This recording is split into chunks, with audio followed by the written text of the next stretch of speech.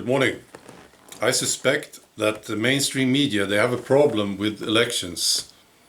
I don't think they look forward to elections anymore. No. I can just see them. Between elections, they have this candidate or party that they like. They want them to win. So they invest tons of resources into making them look as good as possible. And then they have the other ones. So they badmouth them and they lie about them. And then comes election. And the candidate or the party that they didn't like do well. So they were wrong. Mainstream media was wrong. People didn't vote as they should. It was a failure for them. And then on top of this, they have to explain it. Why people didn't vote as they should.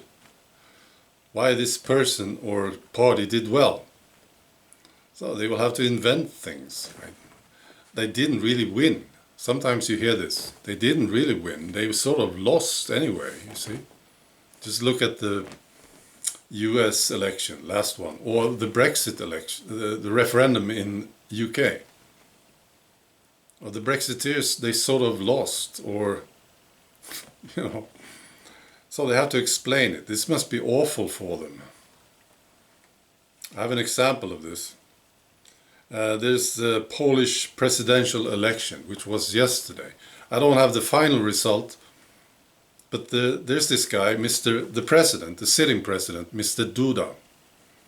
He's quite popular with the people. Now, media here in the West, they hate him. Yeah. So they didn't want him to win. Not at all.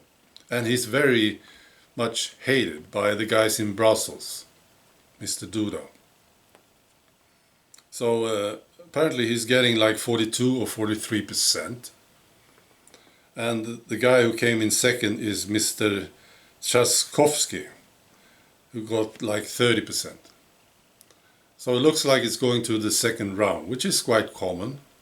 See? Now, I was reading the BBC this morning. And they don't like Duda at all. I'm sure they have invested lots of time in trying to make Duda look bad over the years. So they had to talk about this, of course. This is how they turned it. See, they made it look like he sort of lost. Yeah. Because it's going to the second round. Wow. Pathetic, isn't it? Right. I have another story from New York Times. This shows you how dangerous these people are. New York Times, they published an article claiming that Russia was paying money to the Taliban in Afghanistan to kill US troops. They said that Russian military intelligence had offered a bounty to the Taliban for every US soldier killed in Afghanistan. The article was written in such a way that you sort of, maybe this could be true, you see. But still, they made a big story out of this. And very soon, Washington Post and the Wall Street Journal, they followed and made a story out of this. And they attacked Donald Trump, of course. Now, there was a big problem here. And you can, if you have some common sense, you would understand that there's a problem with this story. You couldn't confirm it. There was no way you could confirm this story. And the reaction from the Russians was very good.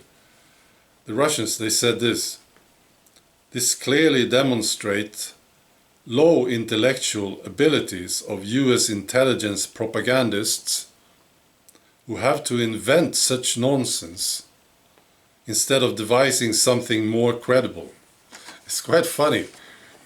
Yeah. Yeah, so we are taking over. We are. And we have to do a good job, really. Or we will be replaced somewhere along the line. All right. That's all. Bye.